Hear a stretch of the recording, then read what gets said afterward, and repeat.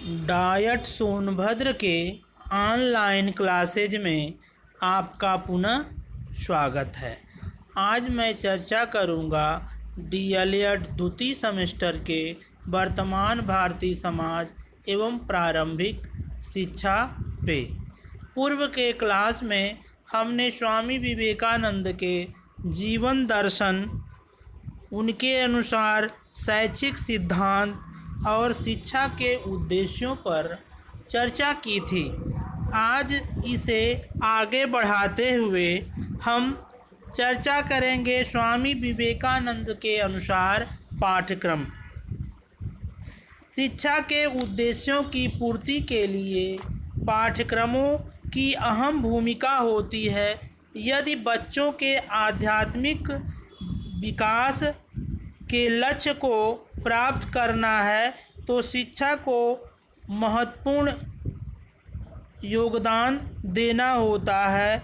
निश्चित रूप से इस प्रकार की शिक्षा देने को धर्म ग्रंथों, पुराण, उपनिषद, दर्शन आदि ग्रंथों को पाठ्यक्रम में स्थान देने की आवश्यकता होती है। स्वामी जी ने यह अनुभव किया था कि केवल आध्यात्मिक ही नहीं बल्कि भौतिक विकास भी होना चाहिए। इसके लिए इतिहास, भूगोल, गणित, विज्ञान, राजनीति शास्त्र, अर्थशास्त्र, तकनीकी शिक्षा, व्यावसायिक प्रशिक्षण आदि विषयों को पाठ्यक्रम में उचित स्थान देने के वे समर्थक थे। स्वामी जी छात्रों को शारीरिक दृष्टि से सुदृढ़ देखना चाहते थे, अतः पाठ्यक्रम में शारीरिक शिक्षा को स्थान देने के पक्षधर थे। स्वामी जी विदेशी भाषा की शिक्षा के समर्थक थे, पर मातृभाषा को प्रधानता देने की आवश्यकता सदैव अनुभव करते थे। स्वामी जी का पाठ्यक्रम के संबंध में विचार था कि छात्रों को पाठ्यक्रम के माध्यम से अतीत के प्रति आदर, वर्तमान की चुनौतियों एवं संघर्ष के लिए सक्षम तथा भावी जीवन को सुखद एवं सुंदर बनाने में समर्थ बनाना चाहिए। आगे हम चर्चा करेंगे स्वामी विवेकानंद के अनुसार शिक्षा विधियाँ।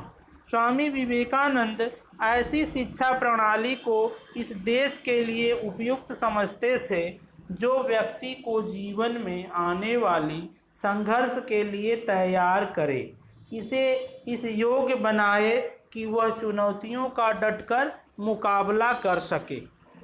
सच्ची शिक्षा वह है जो व्यक्ति के चरित्र को उच्च बनाती है एवं राष्ट्रीय एकता और समाज की भावना विकसित करती है। शिक्षा ऐसी होनी चाहिए कि जो व्यक्ति को स्वावलंबी बनाए, उसमें आत्मविश्वास की भावना का विकास करे। स्वामी जी के अनुसार मात्र पुस्तकें पढ़कर परीक्षा में उत्तीर्ण हो जाना शिक्षा नहीं है। स्वामी जी का कहना था कि दूसरे देशों में भी यदि विज्ञान और तकनीकी क्षेत्रों में ज्ञान मिलता है तो उसे अवश्य अर्जित करना चाहिए। देश के औद्योगिक विकास हेतु शिक्षा की व्यवस्था के लिए प्रशिक्षण भी प्राप्त करना चाहिए, जिससे शिक्षा राष्ट्रीय विकास एवं सामाजिक उत्थान में महत्वपूर्ण भूमिका का निर्वाह कर सके। स्वामी जी का मत था कि छात्र को ऐसा वातावरण देना चाहिए कि वह स्वयं सीख सके, क्योंकि सीखता तो वह स्वयं ही है। कोई उसे ज्ञान ठूस ठूस कर सिखा नहीं सकता। ऐसा कोई माली नहीं होता जो पौधे का पेड़ बना दे। हाँ, वह इतना अवश्य कर सकता है कि इस बात का ध्यान रखे कि पौधे की कोई क्षति न पहुँचे। इसी प्रकार शिक्षक को चाहिए कि छात्र के सीखने की स्वतंत्रता का सम्मान कर तथा छात्र को स्वतः शिक्षित होने दे। अब हम चर्चा करेंगे स्वामी विवेकानंद के अनुसार गुरु और शिष्य संबंध के विषय में। स्वामी जी के अनुसार शिक्षा देने में गुरु का बड़ा महत्वपूर्ण योगदान होता है। बिना गुरु के विद्यार्थी का सही मार्गदर्शन संभव नहीं। गुरु में 3 बातें अवश्य होनी चाहिए। पहला तो वह अपने विषय का विद्वान हो, जिस विषय की वह शिक्षा देता हो उसके संबंध में उसे पूरी जानकारी हो तथा शिष्य के मन में उठने वाली किसी भी शंका का पूर्ण समाधान करने में वह समर्थ हो। इतना ही नहीं, गुरु को शिष्य की आत्मा में प्रवेश कर उसमें ज्ञान का प्रकाश उत्पन्न करना चाहिए। गुरु की विद्वता शिष्य के लिए वरदान बनती है। दूसरा, वह चरित्रवान होना चाहिए। इसका सीधा अर्थ है कि उसका आचरण ऐसा आदर्श होना चाहिए जिसका अनुकरण कर शिष्य अपने जीवन को उत्कृष्टता की ओर ले जा सके। गुरु स्वयं उच्च आदर्शों का उत्कृष्ट उदाहरण होना चाहिए। उसके ज्ञान, इच्छा एवं क्रिया में कोई भिन्नता नहीं होनी चाहिए। जो वो कहे वह स्वयं वैसा ही आचरण करे, तभी शिष्य के सम्मान का पात्र बन सकेगा। तीसरा, उसका प्रत्येक शिष्य के साथ पितृवत व्यवहार होना चाहिए। प्रत्येक शिष्य के प्रति स्वाभाविक प्रेम तथा उसे आगे बढ़ाने की भावना शिष्यों को उसमें दिखाई देनी चाहिए। उसे स्वार्थवश ज्ञान बेचने का व्यवसाय नहीं करना चाहिए तथा अपने संपूर्ण जीवन को निष्पाप बनाने का प्रयास करना चाहिए। स्वामी जी का मत है कि गुरु के प्रति शिष्य की अटूट श्रद्धा होनी चाहिए, पर वह श्रद्धा अंधभक्ति नहीं हो बल्कि समझ के साथ उत्पन्न होनी चाहिए। आगे हम चर्चा करेंगे विवेकानंद के अनुसार जीवन के शाश्वत सिद्धांत। स्वामी विवेकानंद के अनुसार जीवन के शाश्वत सिद्धांत निम्नांकित हैं। पहला है आत्मा की अमरता। उनका कहना था कि आत्मा अमर है।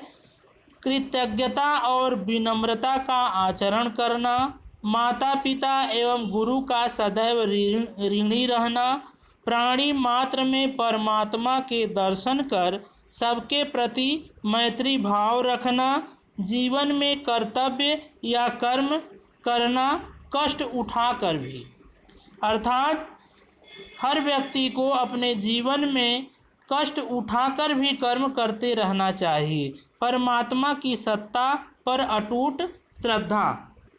आगे हम स्वामी विवेकानंद की शिक्षा में देन विषय पर चर्चा करेंगे।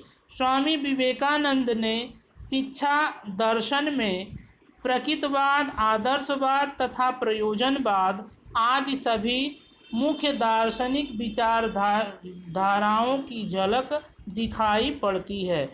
स्वामी जी ने शिक्षा संबंधी विचारों में प्राचीन तथा आधुनिक विचारों का समन्वय स्थापित किया है।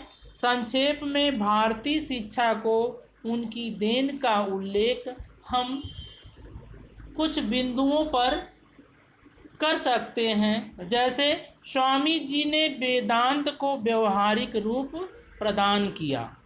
स्वामी जी ने आध्यात्मिक और भौतिक दोनों प्रकार की आवश्यकताओं की पूर्ति पर बल दिया। स्वामी जी ने चरित्र निर्माण में शिक्षा पर बल दिया। स्वामी जी ने स्त्री शिक्षा पर बल दिया।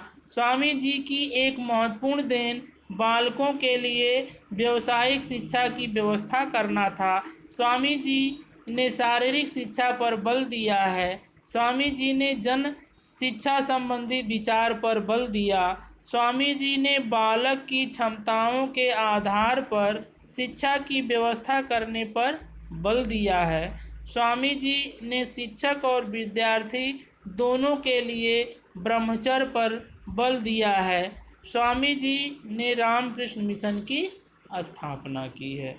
अब कुछ प्रश्न आपके लिए बनते हैं, जैसे स्वामी विवेकानंद के जीवन एवं शैक्षिक दर्शन का विस्तृत वर्णन करिए। ये असाइनमेंट आप सभी लोग लिखेंगे जो आपके आंतरिक मूल्यांकन में काम आएगा।